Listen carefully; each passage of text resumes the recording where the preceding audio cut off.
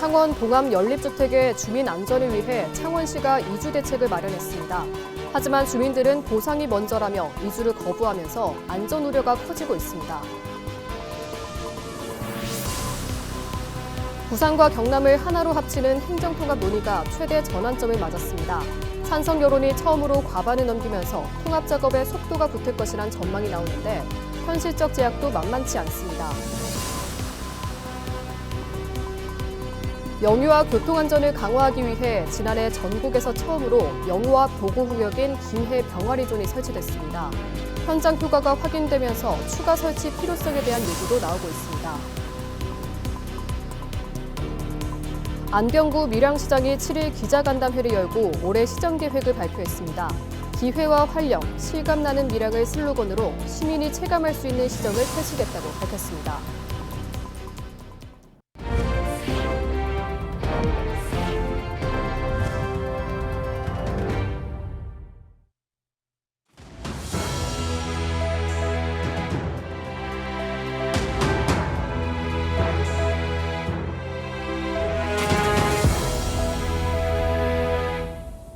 시청자 여러분 안녕하십니까?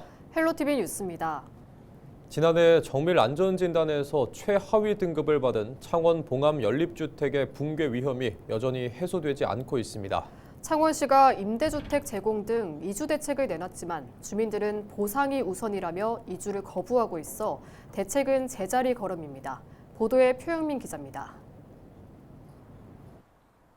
창원시 봉암 연립주택입니다. 벽면 곳곳에 균열이 생겼고 깨진 유리창도 눈에 띕니다.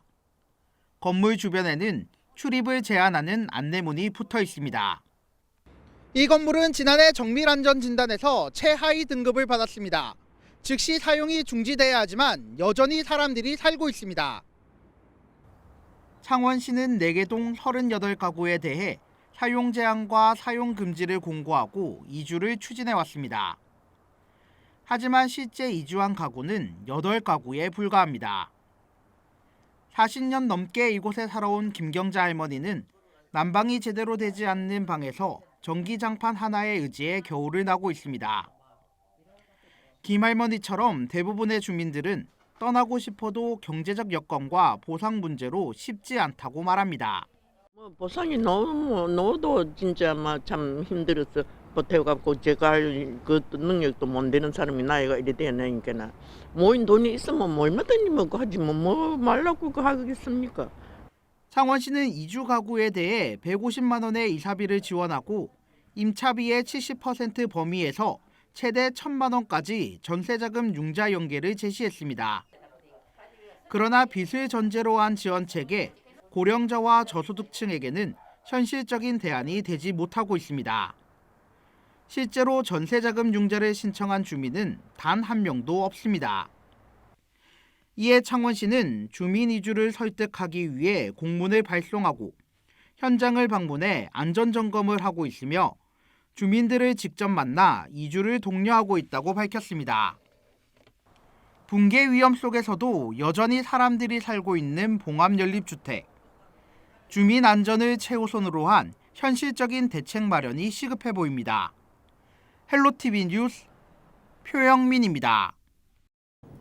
부산과 경남이 하나로 합치는 행정통합 논의가 최대 전환점을 맞았습니다. 찬성 여론이 처음으로 과반을 넘기면서 통합 작업에 속도가 붙을 것이란 전망이 나오는데요. 하지만 주민투표와 지방선거 일정 등 현실적인 제약도 만만치 않아 셈법이 복잡해지고 있습니다. 권정숙 기자의 보도입니다.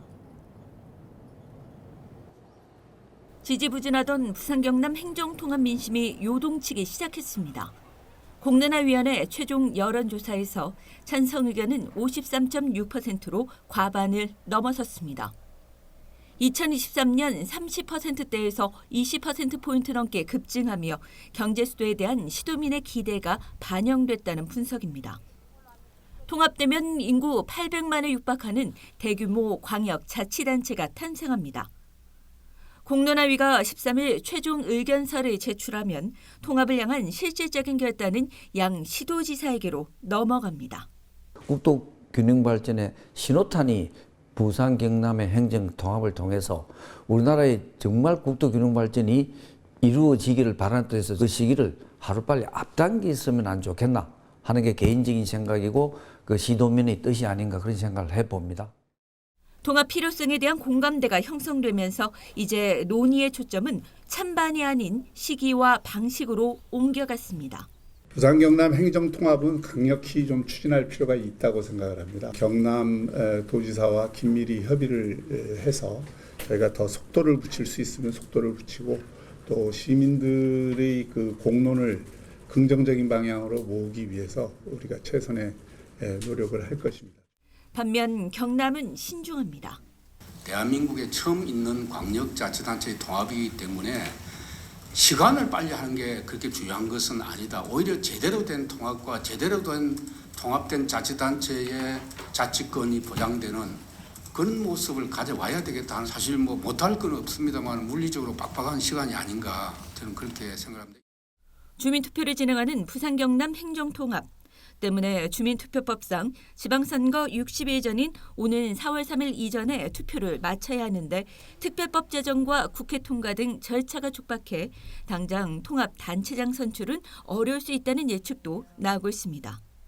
이에 따라 2030년 지방선거에서 통합단체장을 선출하는 단계적 통합 가능성이 높지만 대전과 광주 등 정부 지원을 선점하려는 다른 지역의 속도전도 변수로 작용하고 있습니다. 급무살을 탄 통합 민심이 6월 지방선거 국면에서 어떤 정치적 결단으로 이어질지 지역 사회의 시선이 쏠리고 있습니다. 헬로티비 뉴스 권정숙입니다. 안병구 밀양시장이 새해를 맞아 7일 기자간담회를 열고 2026년 시정계획을 발표했습니다.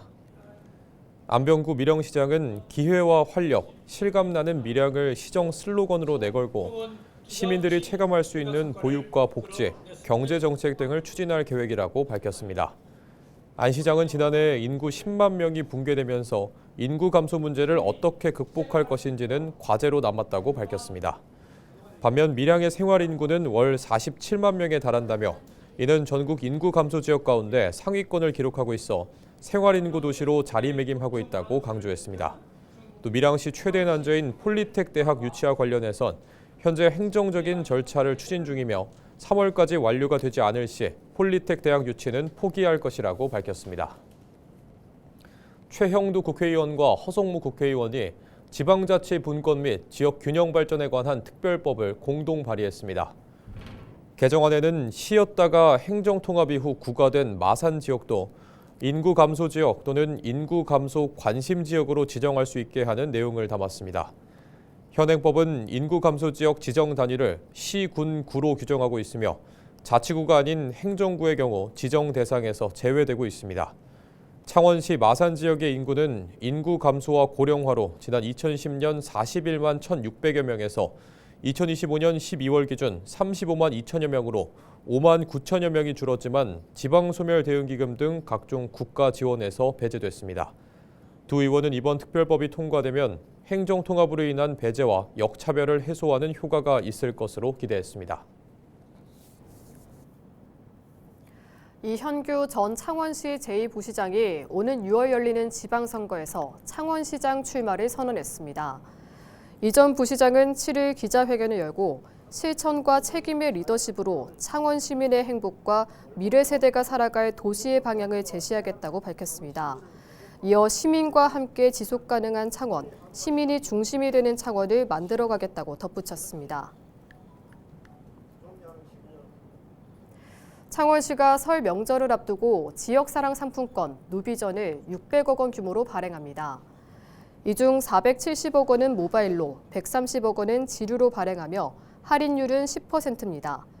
구매 한도는 모바일과 지류 각 30만 원으로 1961년 이전 출생자는 오는 19일, 만 14세 이상은 20일부터 판매됩니다.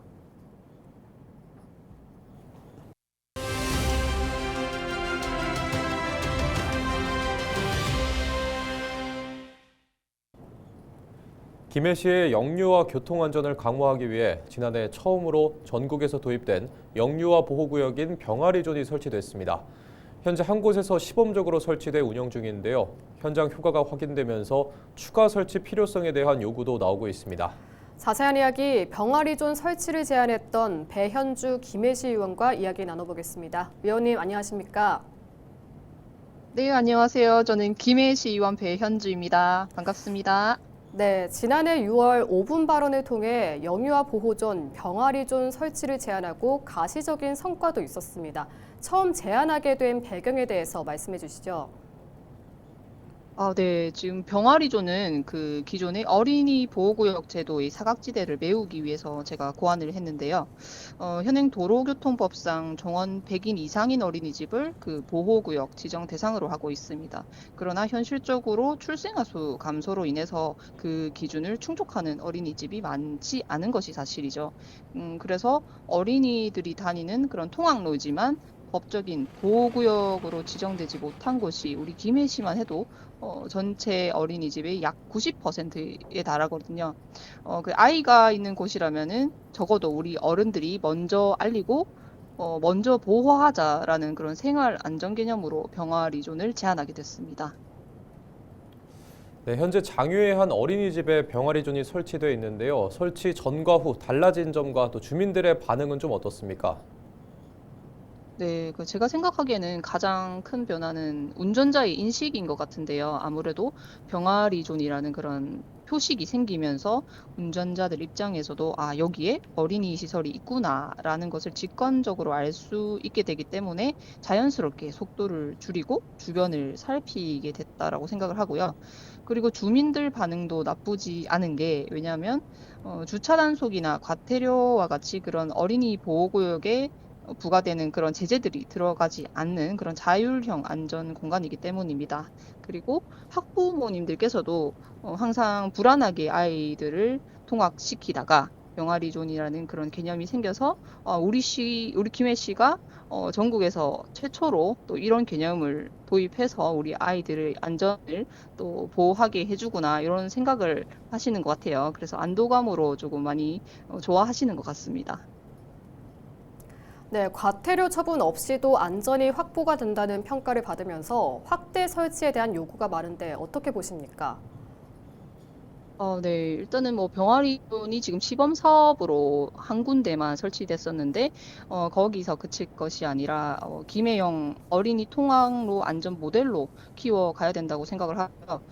지난 2025년도 2차 추경에 3,200만 원 예산이 통과됐습니다. 그리고 현재는 우선적으로 어디에 설치되어야 될지 그거 대상지를 파악하고 있는 단계이고 좀 필요하다면 또 제가 조례 제정을 또 추진할 계획이고요. 그리고 나아가서는 우리 병아리존이 전국적으로 좀 확산되어서 보다 많은 어린이들이 보호받을 수 있게 되었으면 좋겠습니다. 제 바람입니다. 네, 의원님 오늘 말씀 여기까지 듣겠습니다. 고맙습니다. 네, 감사합니다.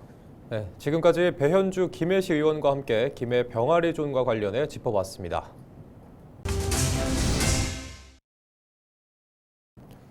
올해부터 학교폭력 가해 이력이 대입 전형에 의무 반영되면서 부산 지역 대학 수시 모집에서도 가해 이력 지원자들이 대거 탈락했습니다. 2026학년도 수시 모집에서 부산 지역 12개 4년제 대학의 학폭 가해 이력으로 지원한 247명 중 합격자는 51명으로 합격률은 20.7%에 그쳤습니다. 특히 부산대와 국립부경대, 한국해양대 등 국립대는 지원자 28명이 전원 불합격 처리됐습니다. 사립대에서도 동아대는 지원자 32명이 전원 탈락했고 동의대 24명, 신라대와 부산외대 각 7명 등 일부 대학에서만 제한적으로 합격자가 나왔습니다. SK 오션플랜트가 미국 해군 전투함 정비, 수리, 개조, 이른바 MRO 사업 참여를 위한 MSRA 취득의 마지막 절차인 항만 보안 평가를 성공적으로 마쳤습니다. 이번 항만 보안 평가는 MSRA 취득을 위한 최종 단계로 회사 측은 평가 결과에 따라 올해 1분기 중 공식 인증을 받을 수 있을 것으로 전망했습니다. MSRA는 미국 해군이 인증하는 함정 정비 협약으로 이를 취득하면 전투함 등 주요 함정의 정비와 개조 사업에 직접 참여할 수 있게 됩니다. 이상으로 뉴스를 마칩니다. 저희는 언제나 지역민 여러분과 함께합니다. 시청해주신 여러분 고맙습니다.